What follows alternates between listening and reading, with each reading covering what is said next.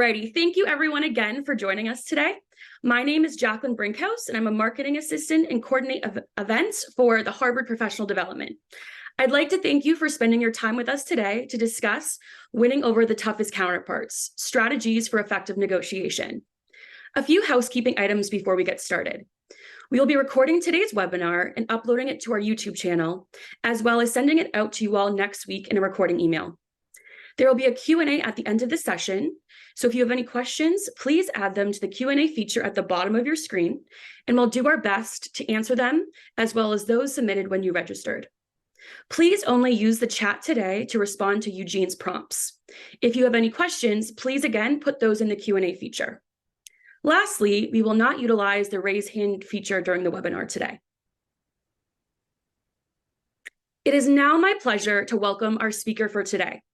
He is the founder and managing director of Kogan Global Advisory, an instructor for Harvard DCE Professional Development, teaching advanced negotiation skills and essential management skills for emerging leaders, a guest lecturer at the Harvard Kennedy School, and a co-author of the book, Mediation, Negotiation by Other Moves. It is now my pleasure to introduce Dr. Eugene B. Kogan. Welcome, Eugene.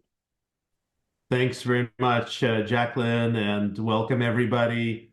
I'm delighted to be here to lead this webinar on how we bargain with the toughest counterparts. As I kick this off, I invite you to share in the chat where you're from, where you're joining from, city and country. Would love to know the diversity of views that will be represented at today's webinar. As you share that, let me mention briefly that I am delighted to be teaching two upcoming programs this year on advanced negotiation skills, and hope you might join me actually at Harvard, not only online at Harvard, but live online and in person, whether in March or in August. Let me take a look at the chat. Irvine, Waltham, Bonn, Germany, wonderful. Boulder, Colorado. Kiev, Ukraine, welcome. Noblesville, Indiana, Munich, Denmark, wonderful. Uruguay, Texas, Saudi Arabia, New York City. Welcome, everybody. I'm delighted that you are here. Terrific to have this great group of intellect and talent. So what we're going to do today is really in 3 steps. I'm going to chat with you a little bit about the Harvard approach to handling the most difficult counterparts, where perhaps strong emotions are in play, and how to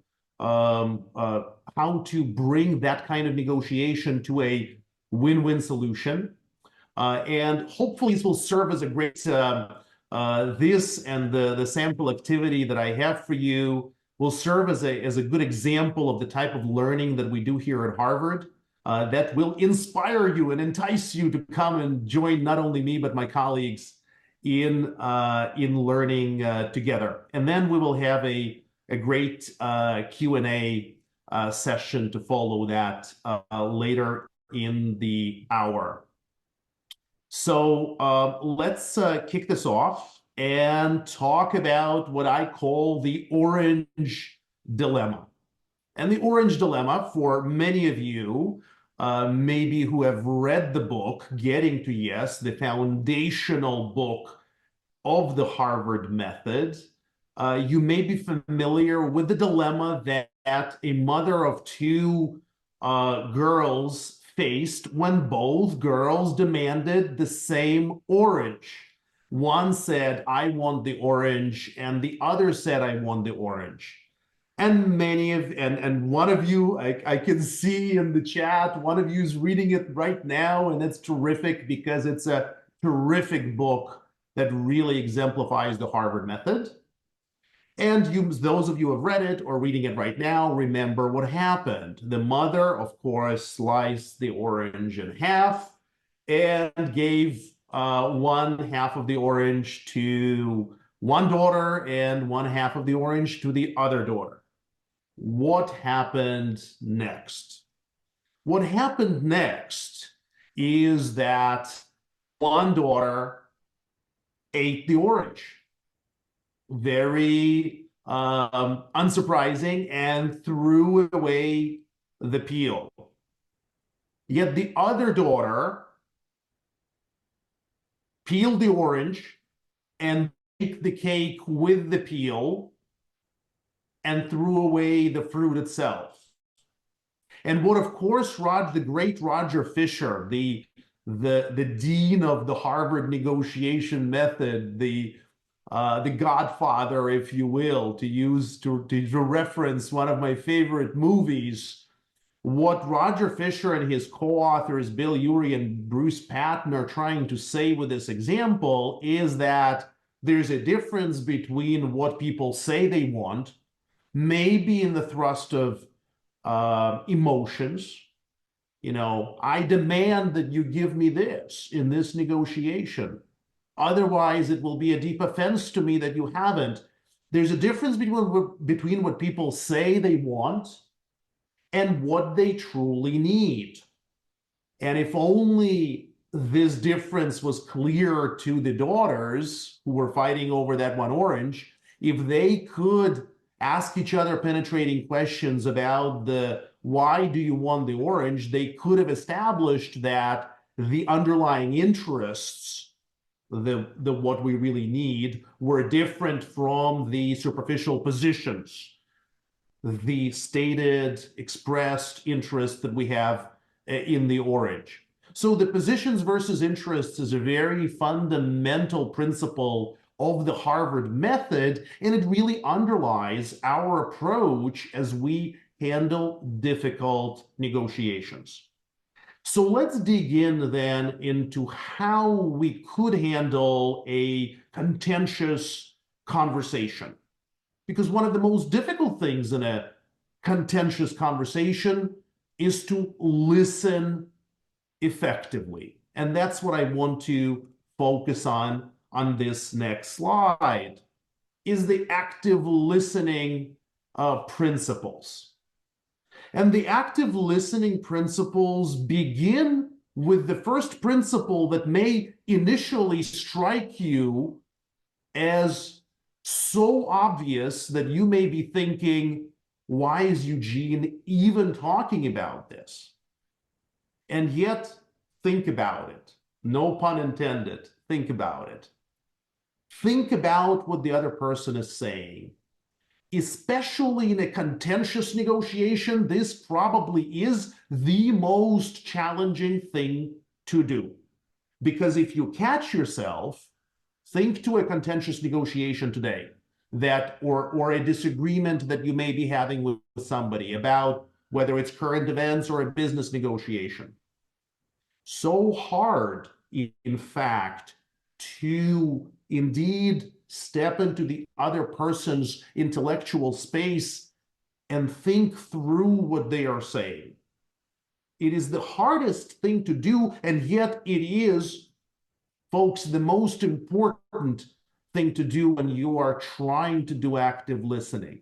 Give that person you are talking to, however much you disagree with them, however much you think they are wrong, and even however much you dislike them personally, think about what they're trying to say. You are trying, just like in the example of the orange that we just shared, you are trying to get to the underlying interests. What is it that this person is trying to get at beyond what they said superficially? So thinking is really important. Likewise important is to demonstrate with your body language that you are actually listening. You have to be aware of the fact that the person speaking to you wants to be not just listened to, but heard. And so especially in the world of Zoom, in which we are right now, you can see that I am focusing directly into the camera, not away from the camera looking at my screen, or where your faces would be if this were a Zoom call, but I'm focused just literally on that little black dot called the camera. And I do that because I want you to feel that I'm speaking to you directly. This is always my advice when coaching executives, teaching groups at Harvard and elsewhere. Always my advice to, with your body language, to demonstrate that you are with that person. A simple trick, but an important one to show respect and to show we may disagree, but I am with you. I am in your space and I am giving you the time to understand what you're going through and what you are thinking without agreeing, as we will talk about momentarily. Now, here comes what in the negotiation literature, this is the beginning of what we call the empathy loop. The empathy loop begins with the rephrasing of what you hear. Notice the first word. Folks, this is not repeating what you heard. This is rephrasing what you heard. Rephrasing what you heard is really important for the following reason. There are people out there, and this is especially true when emotions are running high, but even when the emotions are not running high, there are people out there, and okay, I will be perfectly honest with you, I am one of those people. I plead guilty to being a fast talker, right? I talk pretty fast, and sometimes my mouth gets away from my brain. Folks, this is true. So many people, especially when emotions are running high, they will say something that they haven't thought through very well. Rephrasing what you hear gives you an opportunity to give the person a second chance. To say, you know, I think what I heard is the following, but correct me if I'm wrong. And what you're giving the person an opportunity to do is, once they've cooled down a little bit, to say, whoa, hold on, I really didn't mean it that way. I really didn't mean that. Or maybe you misunderstood me, right? So rephrasing is a great way of double checking your understanding, of giving the other side an opportunity to walk back something that's particularly perhaps inflammatory, particularly triggering perhaps, right? So this is a good third principle of active listening.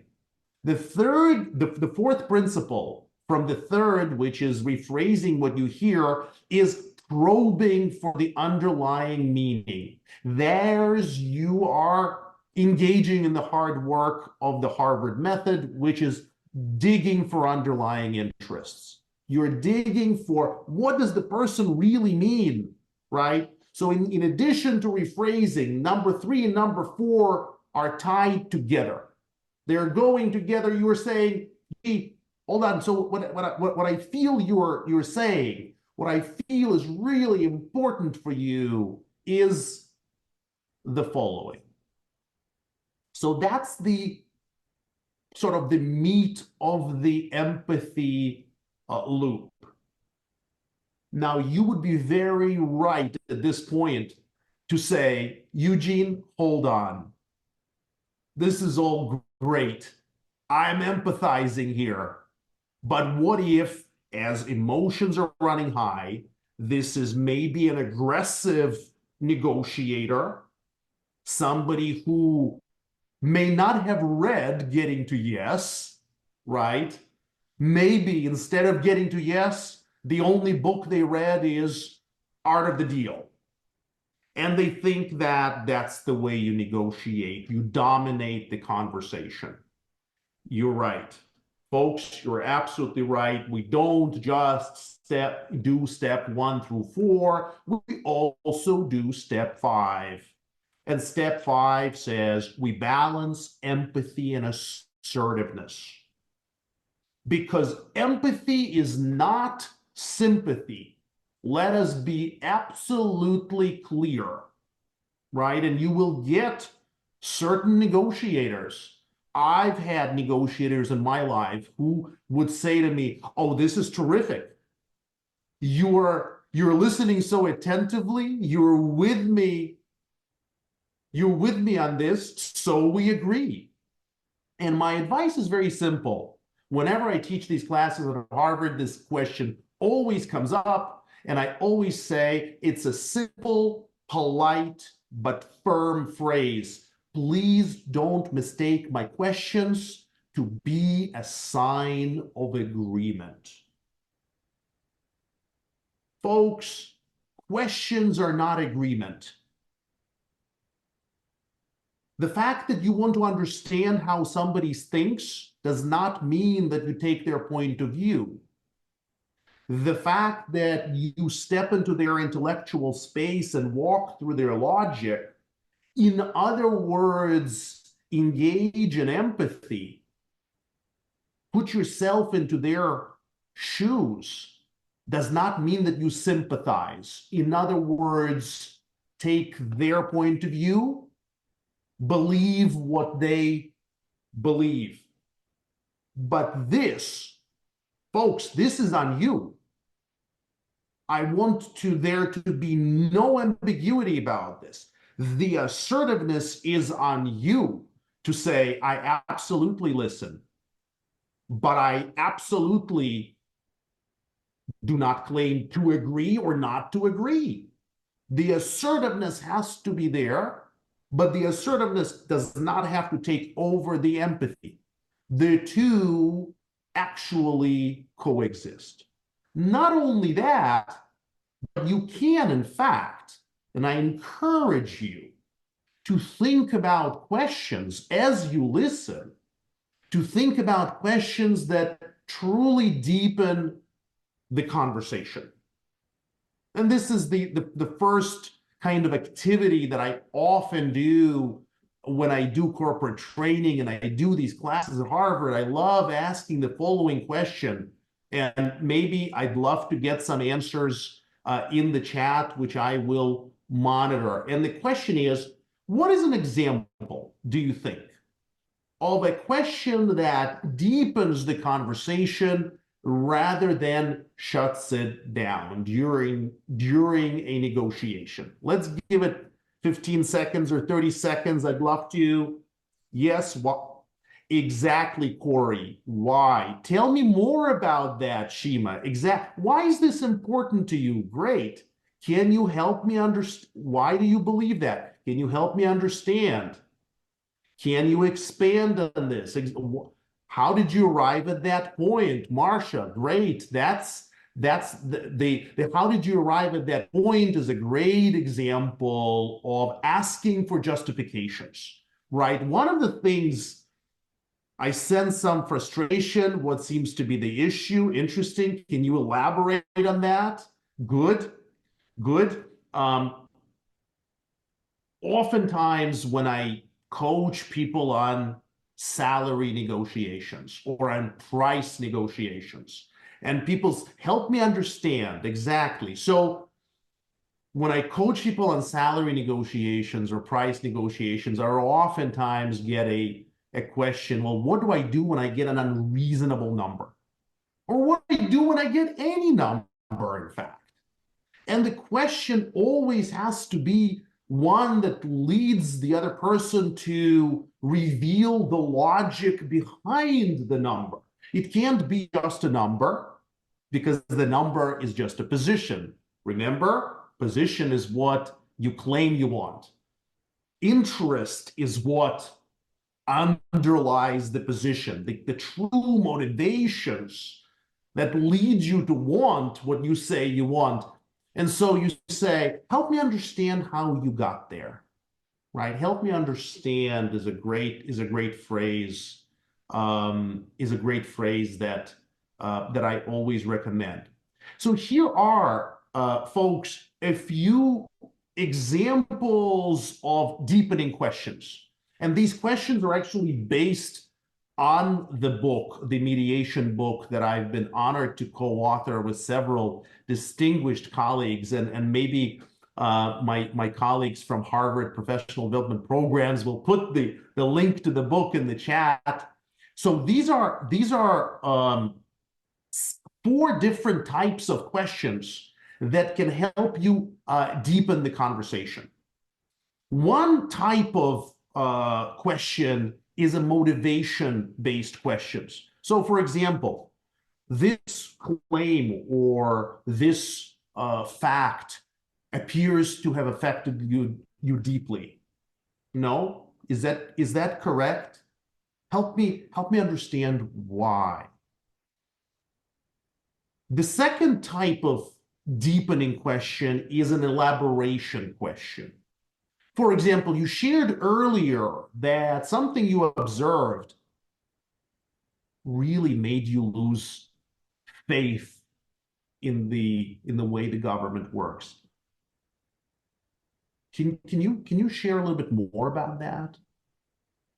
Again, you're showing engagement, you're showing specific attention to something that the other person has said. The third type of question is observation. Can you offer, you've said that you're against, for example, government waste. Can you offer an example of what you mean by that? And finally, imagination. Imagine that your manager has asked you for your opinion on this. Just imagine. I know this is one of those things that may never happen, but let's just say that it happens. What would you say on that? Right? So this is why these types of questions are really important to keep listening. Listening is crucial in negotiation, especially, as I say, especially when the emotions are running high in our competitive impulses. The impulse to win, not to have a win-win, a mutually beneficial scenario outcome of the negotiation, but win. I win, you lose.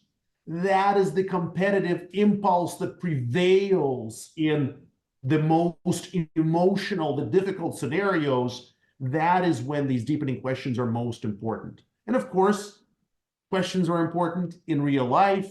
So as a quick mid-webinar icebreaker, maybe you can guess what the caption for this cartoon would be. I'm looking at the chat. Let's see if you have, over the next 15 seconds, some creative ideas. What does the lady say to the gentleman? This is one of those tests for a Harvard-style imagination. Let's see if anybody wants to venture a guess. Okay, therapy. I recommend this enlightening book that Eugene has co-authored to you. I'm busy reading. That's right. How do you feel about? Right, exactly. Pass the dog walking duties over to them. The book is great. I love this audience. This is absolutely my favorite audience. Unfortunately, that's not what the lady says to the man. The lady says, "I'm sorry, dear, I haven't been listening." Right? Could you repeat everything you've said since we've been married? So this is an example of why it's really important to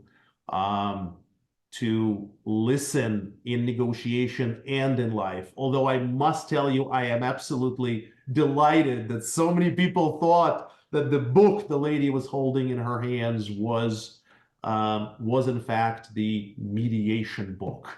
Or maybe Getting to Yes, which is a great accompaniment to the mediation book.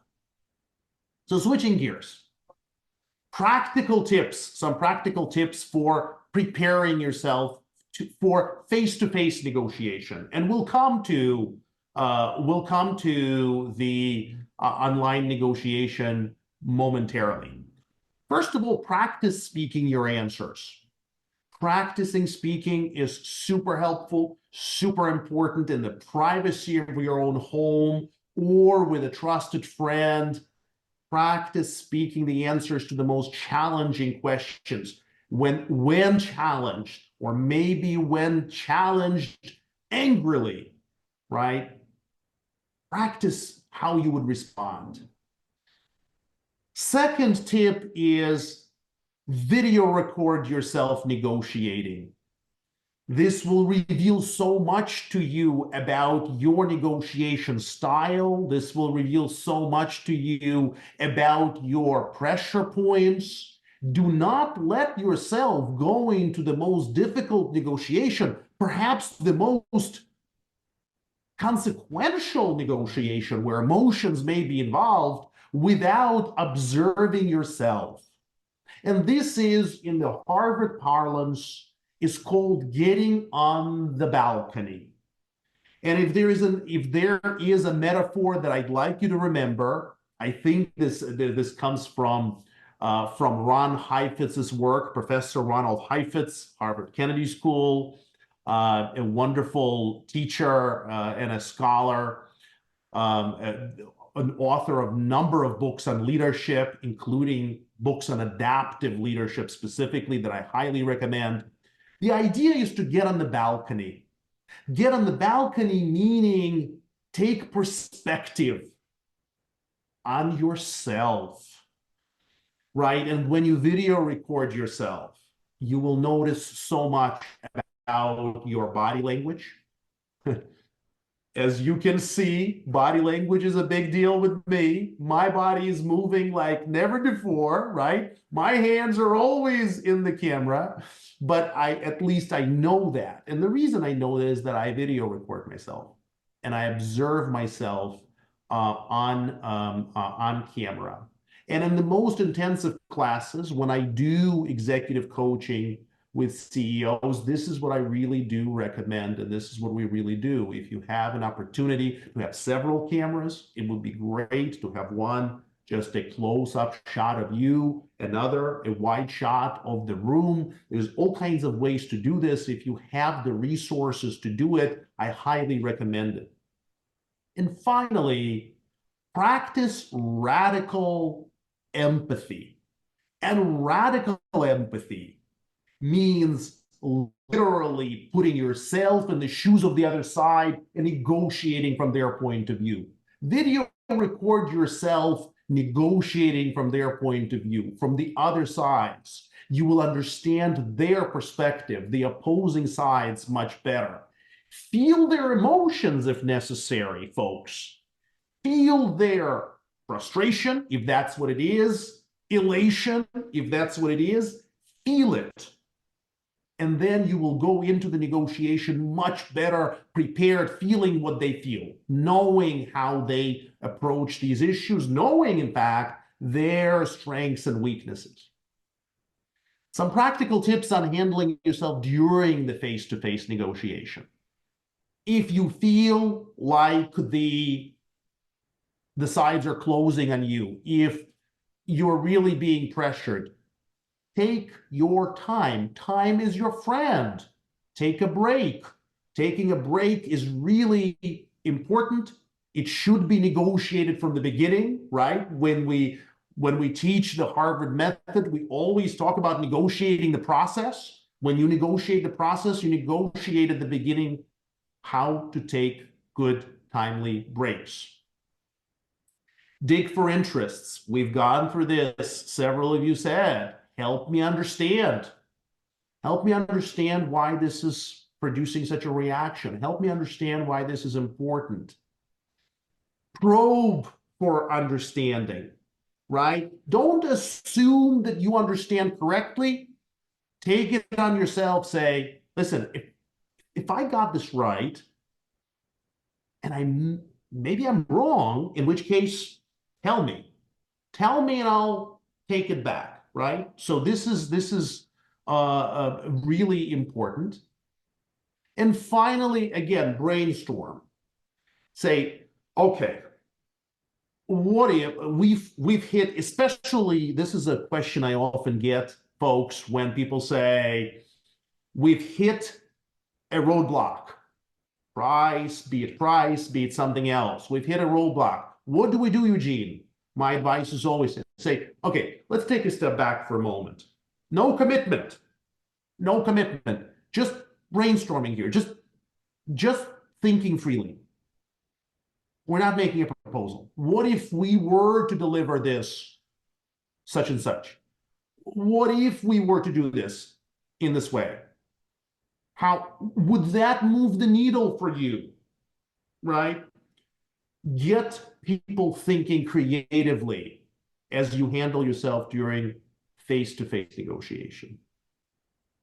Some tips for email and Zoom. On email, very simple.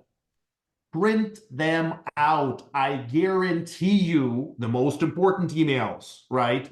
The email that you write to me and say, this was the best webinar I've attended in years, or even better, ever, right? That email you don't have to print out. Just click send. In all seriousness, the most important emails, print them out, and you will see things that you will want to edit. It gives you time to reflect. Build in that time for reflection. Read and keep to send later, especially when you've typed that email, and you know what I mean? When you were typing that you could hear the keyboard breaking under your fingers, when the emotion was there. We've all been there, okay? We've all been there. Read it, print it, sleep on it, reread it tomorrow and decide whether to send it or not. Trust me, you won't regret it. They can wait a few hours or maybe 24 hours. Emails are really great, by the way, for confirming key points of a verbal conversation, for example, on Zoom. And so on that, email can be a great advantage for Zoom. Speaking of Zoom, what do I call mirror test run?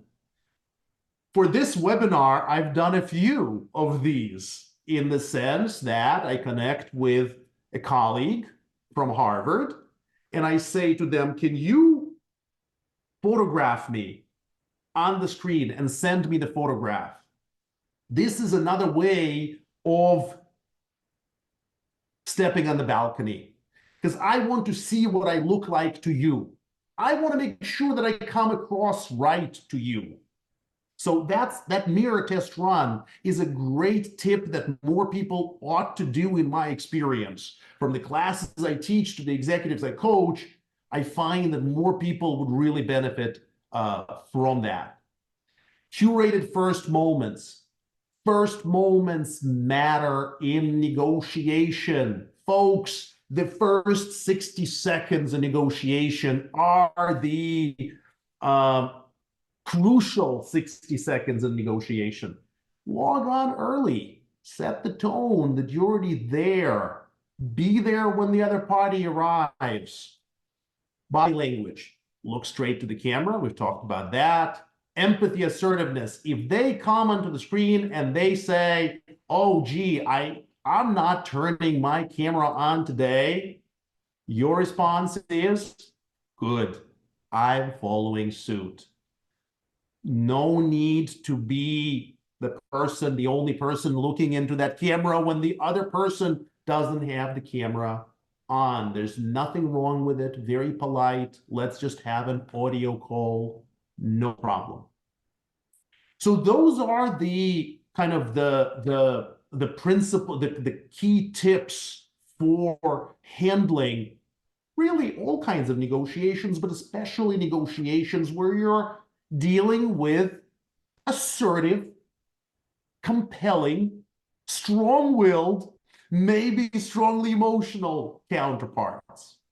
Let me just give you a feel for what I do, just a quick feel for what I do when we shift gears from how do we do negotiation, that was the meat of the webinar, to how we think like a negotiator. And that's the work that I call the Kogan framework, that I teach in advanced negotiations. These are strategies for you to think like an expert deal maker. And in the classes that I teach here at Harvard, I go through the strategies both before you get to the negotiating table. When we go inside the negotiating table, we go inside your heads. We think about issues, emotional intelligence. We go behind the table. We think about teams. We go across the table. We think about the mediating strategies you can use. And we go even beyond the table to think about the future. That is the kind of framework that you would get if you were thinking about taking your negotiation to the next level. Before I run out of time, let me just give you a quick summary of where we've been, and then we go to the Q&A, and we really have some fun. If it hasn't been fun already, I hope it's been good fun. Now let's just summarize where we've been. We chatted a little bit about positions versus interests, the core of the win-win negotiation method. We went over the listening principles. We thought about deepening questions, the questions that open up the conversations versus shut it down. We've talked about some practical tips for preparing and negotiating face-to-face, as well as some everyday applications of email for email negotiations and Zoom negotiations. And finally, I just gave you a preview of the Kogan framework. It's been such a pleasure doing this webinar for you, with you. Would love to hear your questions. Please submit them in the chat. And I now am delighted to invite my colleague, Jacqueline, to join us for the live Q&A. Jacqueline. Thanks so much, Eugene. And thank you all for your fantastic questions you've submitted so far. We've also gathered the questions that you submitted during registration and hope to triage some of those to Eugene. Eugene, I'd just like to say that I already have, a long list of mental tips I've gained from this webinar. So thank you so much. It was very insightful, and I'm ready to have some fun answering some questions. So my first question for you, yes, is being a successful and effective negotiator innate or something gained through practice and education? My gosh, Jacqueline, I wouldn't be doing what I'm doing if I thought it was innate. And if I didn't believe with every fiber of my being that we can all get better and exercise that negotiating muscle. And so I encourage everybody on the call and joining us today and perhaps watching us later on.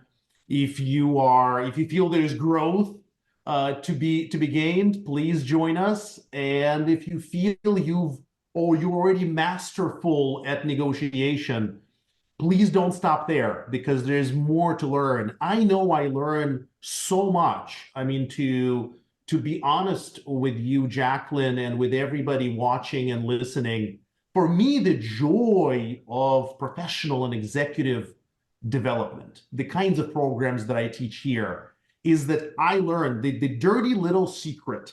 Okay, I'm gonna clue you in on something that we executive education instructors never want to admit. Okay, ready? We learn so much from you, participants in executive education. In fact, we learn oftentimes more from you than we bring to the classroom. And that's not a surprise, because in my upcoming class, tomorrow, in fact, there is literally 470 years of accumulated experience in the classroom. Jacqueline, if I can't learn from 470 years of experience in the classroom, I don't know whether it's innate or it's learned. Of course it's learned. So you can feel my excitement about taking that learning to the next level. But thank you for the question. That's really powerful, Eugene. 470 years of experience. And I have to say, hearing from some of our other instructors as well, they always say they feel like they learn more from our participants than sometimes they think the participants learn from them, which, is just being humble because you're all great. But that's great to hear. 100%. 100%. So we saw that we had people from all over the world today, pretty much representing every continent. Someone and a couple people actually have asked, how can you incorporate cross-cultural sensitivity into negotiation? A huge topic on which I personally am not the greatest expert, but a huge topic on which I have strong views, and I think it's really important. How to incorporate it in a couple of different ways. I definitely, before going somewhere into a culture to negotiate in a culture with which I am not as familiar, I definitely consult with people who have negotiated in it before, and I definitely take a broad cut of individuals from different backgrounds, ideally different ages, ideally those who've negotiated there at different times with different constituencies. And secondly, so learning from real experience, because from a variety of experience, do you really get a good sense of what's really happening, what's really true, what's really salient versus something that's just superficial. And then there is terrific literature on cross-cultural negotiations and how culture influences negotiation. And finally, at least for speaking as an American and speaking as somebody who's American who travels internationally, just came back from a month in Europe, doing all kinds of keynotes and negotiation training, etc. Being very conscious, very deeply conscious. And again, the tips that I gave you, that I offered on videotaping yourself, I'm being on that balcony, Jacqueline, and folks who are watching and listening. So important to be aware of your own both historical and current biases and predispositions. Just knowing how you come across.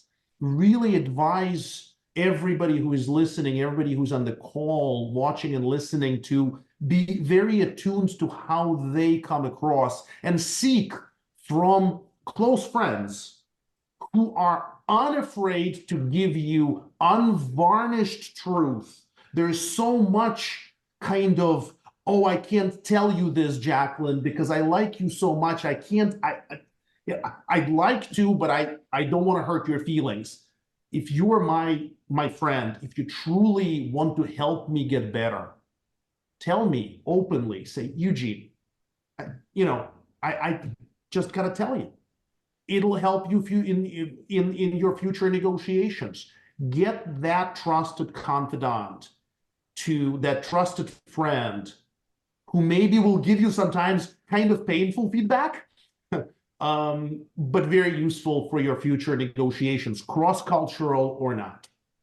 Those are some great tips, Eugene. And I love your metaphor of the balcony. I think that's applicable to, the several different examples of negotiation you discussed in your presentation, but also I think, speaking for myself, but everyone sitting there, I'm sure we can all, use that visual when we're next faced with a tough negotiation. So thank you for that. Kind of along the same vein, we had a question in the chat around gender dynamics. And so I was wondering, if you feel comfortable, what are some additional tips for women when preparing and during negotiation? So depending on the context, and again, this is coming from a man, so take that with the grain of salt that it comes with, and with humility with which it comes with. Depending on the context in which you find yourself, finding that assertiveness can be absolutely crucial. Earlier in my career, as you may know, Jacqueline, I have had the privilege of meeting all of the American secretaries of state, from Henry Kissinger, who's just passed away, to Rex Tillerson. And one of the most inspiring ones, no doubt for me, was Madam Secretary. And by Madam Secretary, I can only mean Madam Secretary Madeleine Albright, who passed away several years ago. And Madeleine Albright famously said, "There's a special place in hell for women who don't support other women." And that phrase is extremely important to me. So when you're getting into a negotiation, or when you're negotiating a lot of times multilaterally, advice for women: look out for each other, and be there, and looking out for each other, and recognizing each other can just begin with saying each other's name. It all begins with our name. It begins with, well, a position, instead of saying, well, a position we hear from there, you could say, well, Jacqueline just offered, and Marcia just responded, and maybe Michael's point is interesting because it's different from Jacqueline's. Those things, like saying somebody's name, can be an extremely powerful lever in negotiation. May seem like a small detail, but for the person involved can mean absolutely the world. And that was Madeleine Albright's advice. The other piece of advice, again drawing on another Secretary of State, and by the way, every time, literally almost every single class I teach at Harvard and all over the world, I use Madeleine Albright's videos where she describes stepping up and being assertive on the world stage, as a woman, as a trailblazing woman. So it's a fantastic learning tool to help both men and women. I mean, I kid you not, Jacqueline, and folks who are listening and watching, I truly will tell you, more people come up to me after my lectures, after my keynotes, and say, very interesting, and I will always remember Madam Secretary's phrase on this. I will always remember how she spoke up. I mean, the force of nature that Madeleine Albright had has to be recognized. And the other example, a real example that Condoleezza Rice, another Secretary of State who I've had the great privilege of meeting and speaking with, when she describes when Vladimir Putin tried to intimidate her. And it's a famous, it's on YouTube. You can find the example that she gives where he tried to tower over her, and she stood up in response, not intimidated. And as she put it, on my heels, I was taller than him. And it's another way of thinking about, again, with all humility for women, how you think about those kinds of interactions. Of course, Condoleezza Rice brought a deep understanding of her counterpart, a deep historical understanding of where he came from. She's a scholar of the Soviet Union. So preparing yourself for negotiations, preparing yourself, what I call in the Kogan framework, before the table is absolutely important. Don't want to take too much time on that question, but it was such an important one. I hope I did it justice. You did it better than justice, Eugene. That was so powerful. I know I'm going to walk away with those examples, probably be sharing those for the remainder of the day. So thank you. And kind of on, again, the same vein, you brought up the example of a couple times intimidation. So a couple people in the chat were asking, what are some practical tips for negotiating during a somewhat contentious discussion where the counterparty tries to intimidate you? Do you have any practical tips on how to handle yourself in that situation? Two-step process I always recommend. beginning with the questioning your assumption, I know it feels like intimidation. And I know in the moment, the impulse is fight or flight. I will fight this, or I will just walk away from this. There's a third option there, folks. Question it. Give them a chance to explain themselves. And you do that by a two-pronged, not strategy, by a tactic. Number one, name the game. Name the game. Tell them how they come across very calmly, very sort of with great equanimity. Just say, you're coming on very strong. This is very, I came in for a business discussion. This is very, like, I feel the environment is quite uncomfortable. Is that, you do realize that that's the way you're coming across? Just very calmly name the game. Tell them you know the game they may be playing. You're therefore giving them a chance to step back. Maybe, just maybe, they're anxious. Maybe they're under pressure from behind the table, right? Another part of the Kogan framework. Maybe they're under other pressures. Maybe they're just by virtue of their intense personality, they're coming on to, they're coming on so strong that it looks like they're trying to intimidate you, but that's not at all what they're trying to do. So you're basically telling them, hey, back off. Do you realize how you come across? And if naming the game is part one, but then clarify the stakes. If they continue doing what they're doing, right? You've named the game. You've told them, look, you come on very strong. That's not what I'm here for. It's not what I want, and I won't stand for it. Not necessarily that I will fight this, but just not the game I want to play. This is not getting to yes. This is art of the deal, if you will, if you want to make the distinction between the two sides of the negotiation continuum, the win-win and the competitive, distributive type of negotiation. And then you clarify the stakes. You say, listen, I think I've made myself very clear. This is not what I am here for.